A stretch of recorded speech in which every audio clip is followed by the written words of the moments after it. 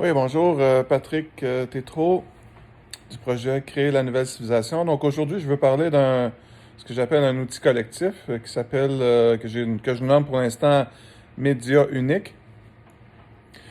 Donc ça peut paraître drôle de dire que mettre ensemble média et unique alors que média en fait c'est un mot latin qui est le pluriel de médium.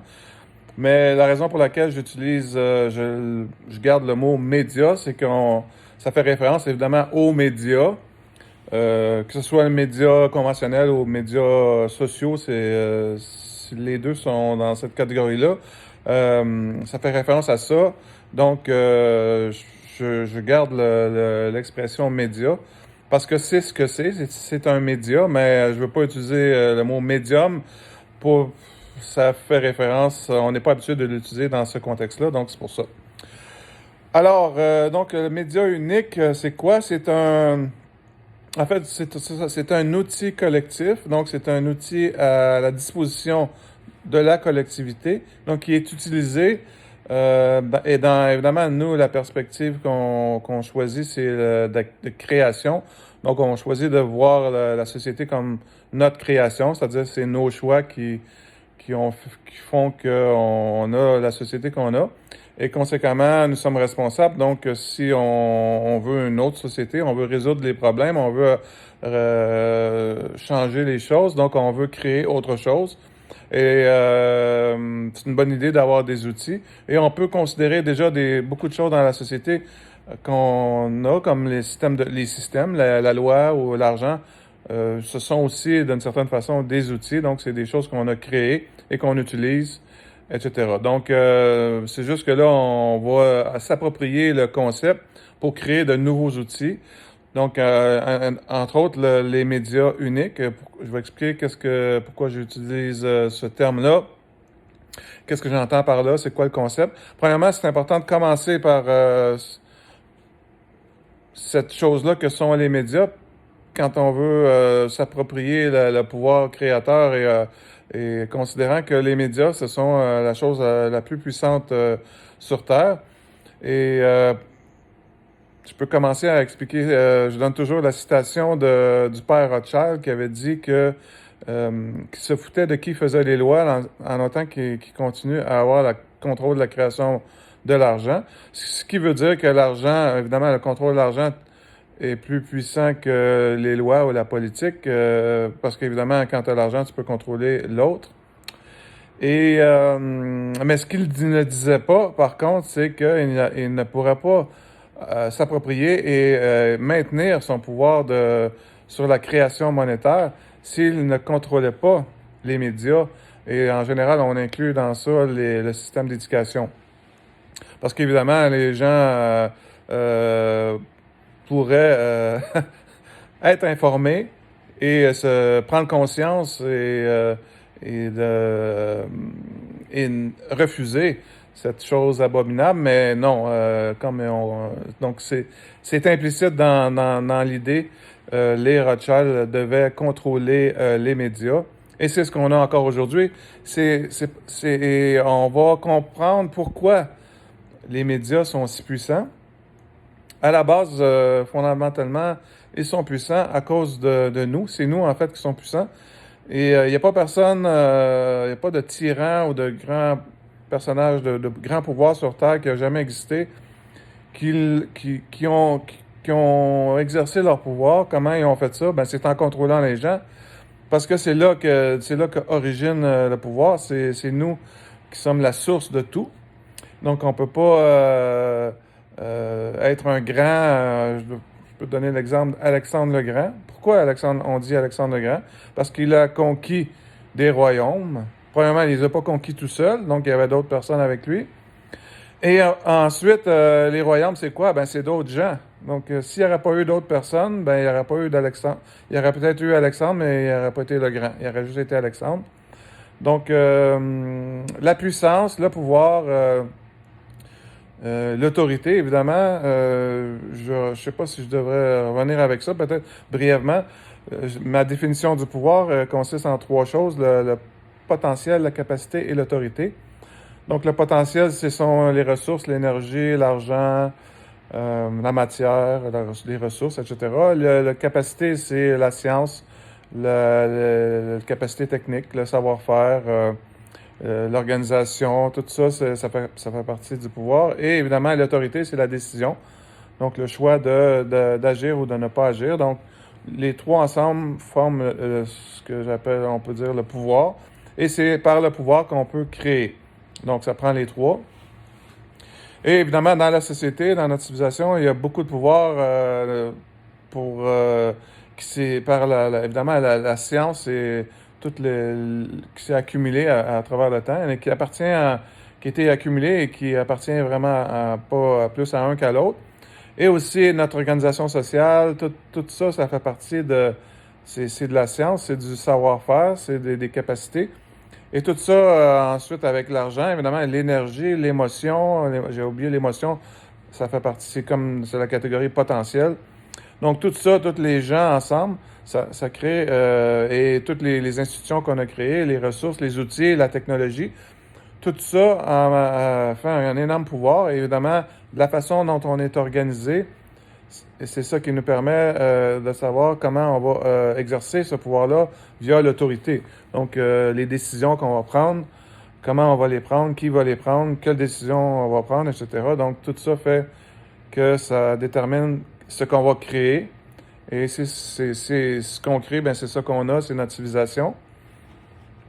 Donc, les médias dans tout ça sont extrêmement puissants, justement parce que ils contrôlent, parce que il y a trois éléments qui font que le média est puissant. C'est que c'est premièrement de l'information. Donc, c'est une quantité d'informations qu'un grand nombre de citoyens ou de membres de la collectivité regardent, donc dirigent leur attention vers cette quantité d'informations restreinte sur un nombre de canaux restreint. Et donc, beaucoup de gens qui focusent leur attention sur une quantité limitée d'informations. Donc, c'est la puissance des médias, dans le fond, c'est notre énergie qu'on transmet via notre focus et aussi le fait que l'idée que c'est l'information qui nous nourrit, le type d'information, et évidemment ce qu'on sait ou ce qu'on ne sait pas, ce sur quoi on dirige notre attention, mais aussi ce qui constitue notre focus, si on veut, collectif.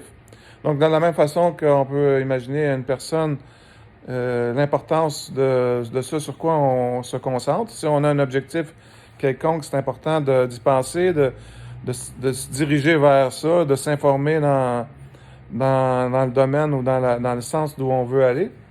Donc, c'est la même chose pour ce qui est de la collectivité. Donc, si l'idée, évidemment, est d'utiliser ce concept-là pour créer le monde qu'on veut.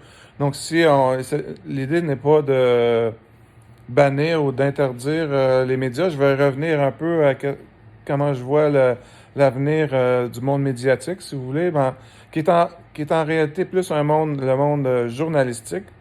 Donc, en gros, ce ne sont pas les médias que nous devrions financer, mais les journalistes.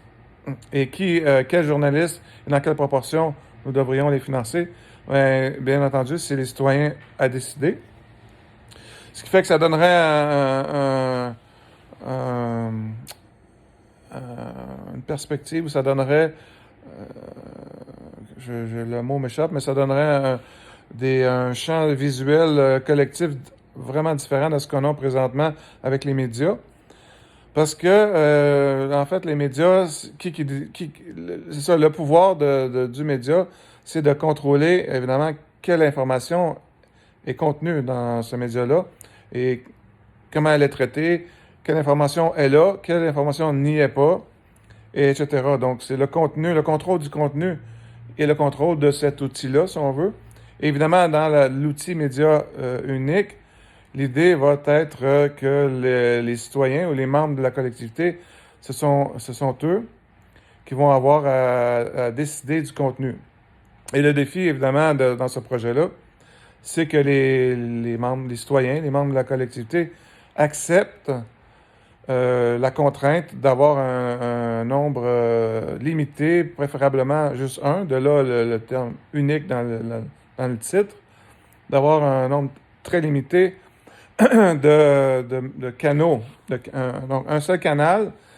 Donc, si on utilise par exemple le journal, un seul journal pour, disons, là, pour l'instant, Sherbrooke. Donc, si on a un seul journal et qu'on décide quel sera le contenu, c'est entendu qu'il y a peut-être des informations que certains voudront mettre, d'autres pas. Donc, le défi, évidemment, c'est de réussir à s'entendre. Donc, c'est tout le temps ça, ça revient tout le temps à cette capacité-là que je propose, que je dis qu'il faut développer, c'est-à-dire la capacité de décider collectivement, que je nomme l'autorité collective. Donc, à travers ce projet-là, évidemment, on va avoir expérimenté ça et c'est entendu, c'est prévisible que ça va être un des obstacles qu'on va rencontrer. Évidemment, il y en a qui vont claquer la porte et qui vont vouloir partir leur propre journal ou leur propre média à côté, ce qui va anéantir et détruire complètement, rendre obsolète l'idée. Donc, qu'est-ce qui va... Ça va être la première objectif, obstacle à surmonter, la première difficulté interne, si on veut. Et l'autre, c'est externe, c'est-à-dire que peut y avoir évidemment, comme c'est un outil extrêmement puissant et qu'il va y avoir des résistances venant des puissances de ce monde qui existent, qui vont vouloir contrecarrer ça de toutes sortes de manières. Mais la plus grosse difficulté, évidemment, ça va être une fois que ça va avoir pris de l'importance. C'est sûr que si c'est juste une feuille de chou qui n'a pas de poids, ça ne fera pas peur à personne. Mais quand ça va grossir et si ça prend de l'importance, et évidemment que ça a un impact sur les décisions collectives, c'est ça l'idée, ça a un impact sur l'orientation de notre société. C'est entendu que là, il va y avoir c'est là qu'il va y avoir un travail à faire et que ça va être important que chacun comprenne que la puissance de l'outil repose sur le fait ça doit avoir un focus. Donc, il ne peut pas y avoir, s'il y a 12 journaux, 12 médias, si on veut, à Sherbrooke, citoyens, ben à ce moment-là, ça n'aura pas la puissance qu'on veut. Donc, l'idée, c'est vraiment de comprendre ça et de réussir à maintenir ça.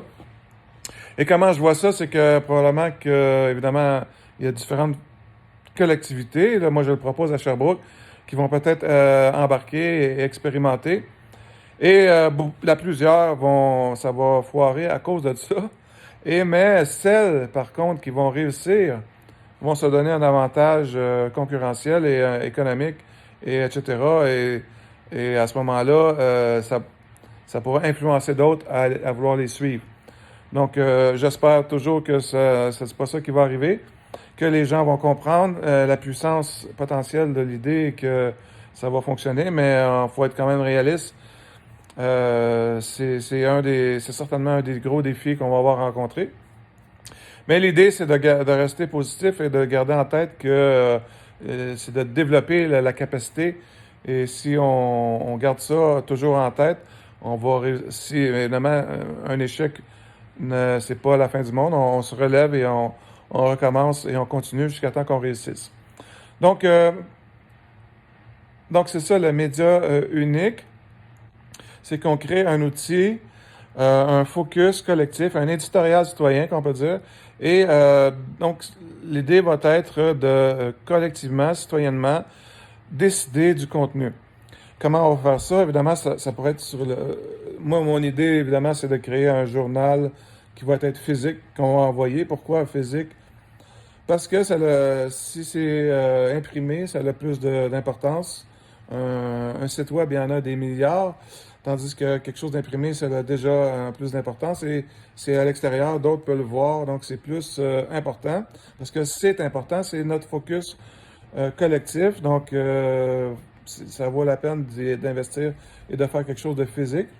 Ensuite, mais sur le web, c'est là que, par exemple, comment je vois ça pour l'instant, on va appeler ça des unités d'information. Donc, un citoyen peut décider, soit proposer un article qui est déjà paru autre part dans d'autres médias, en supposant qu'on puisse avoir des droits d'auteur. Ça reste à reconsidérer. Sinon, si il a lui-même écrit un article, il peut le proposer. Et donc,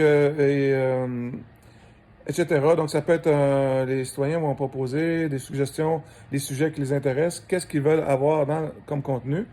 Et ensuite, il va y avoir un mode, un espace de sélection qui va consister évidemment à choisir parmi toutes les propositions, toutes les unités d'information, qu'est-ce qui sera transféré dans le dit journal ou le média comme tel. Et à ce moment-là, ça va se faire via un processus, ce que j'appelle pour l'instant un algorithme décisionnel. Donc, ça va être plus que juste voter.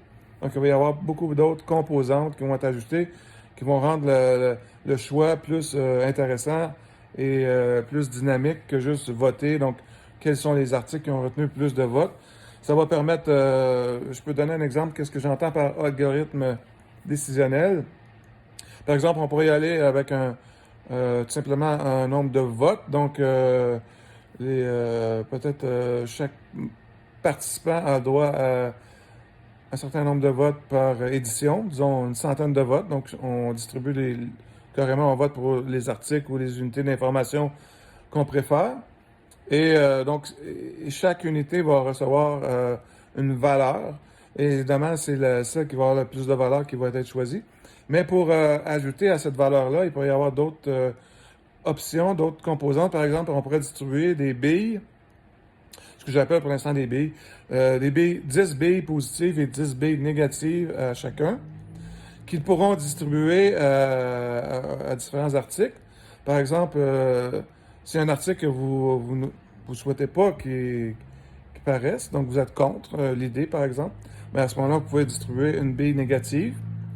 Et la particularité des billes par rapport au vote, c'est que vous pouvez les mettre ensemble, les agréger.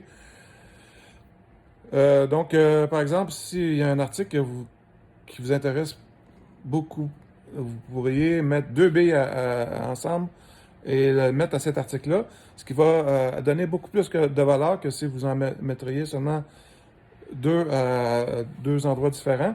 Donc, par exemple, si vous mettez une bille, ça peut donner 5 points. Et une autre bille à une autre place, 5 points à l'autre place. Mais si vous mettez deux billes à la même place, ça va donner, disons, 15 points. Et dans la même logique, si vous metteriez 3 billes, ça ne donnera pas 15, ça va donner peut-être, disons, un facteur encore plus élevé, 50, etc.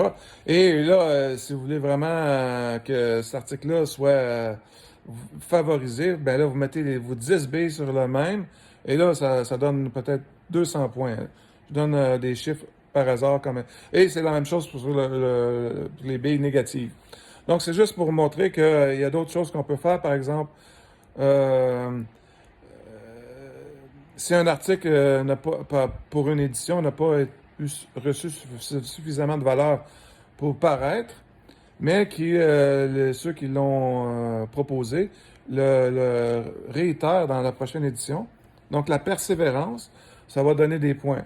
Donc, s'il a déjà été proposé, ça fait X fois qu'il est proposé. À chaque fois, ça va donner de la valeur, ce qui va être encourageant pour peut-être des articles qui sont plus marginaux, mais qui vont pouvoir réussir à trouver leur place et qui font partie du spectre de notre société. Donc, c'est pas parce que faut pas que ce soit, comme certains j'ai entendu dire, la démocratie être la dictature de la majorité, ce qui est ce concept avec lequel je suis d'accord que c'est comme ça en ce moment, mais je suis pas d'accord que c'est pas vraiment la démocratie. Mais ça, c'est un autre sujet. Donc, ça donne, je pense, pour 20 minutes, c'est assez pour parler du média unique. Donc, c'est une introduction au concept. Évidemment, ça peut être, c'est pas besoin j'ai comme idée de le créer comme tel pour Sherbrooke en tant que projet unique à part séparé, mais il pourrait être aussi intégré à la plateforme citoyenne, qui est un autre projet, donc et qui serait comme un peu comme le journal sur la plateforme. Donc, il serait un petit média unique intégré à la plateforme citoyenne, un genre de focus citoyen. Donc, il y a plusieurs possibilités. Donc, c'est ça. Merci à la prochaine. Je vous invite à partager, évidemment, comme tout le monde dit, partager, mais aussi donner vos critiques, vos commentaires. Sont les bienvenus, questions, etc. Merci beaucoup. À la prochaine.